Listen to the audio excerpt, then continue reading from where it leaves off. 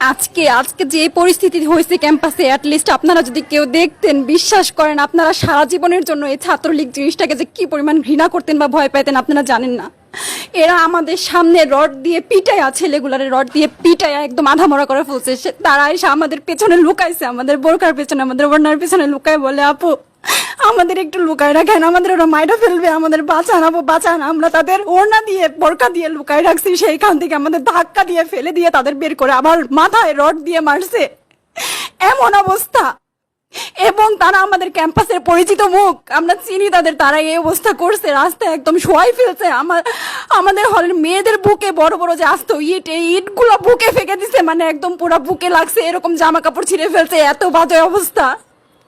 অথচ আমার ব্যাচমেট, আমরা যাদের সাথে ক্লাস করি একসাথে বসি, আমি তাদের একটা কথা বলতে দেখি না এগুলো নিয়ে, একটা কথা না। এবং তাদের নিউজ ফিডে গেলে দেখবেন তারা এখন এগুলাই সাপোর্ট করে যাইতেছে, কিচ্ছু বলার নাই। আমি আমি কেমনে যাই এই মানুষগুলোর সাথে, এত বছর ক্লাস করছি, বা আমি আরো 6টা মাস কিভাবে ক্লাস করবো আমি জানি না, আমি সত্যিই জানি না।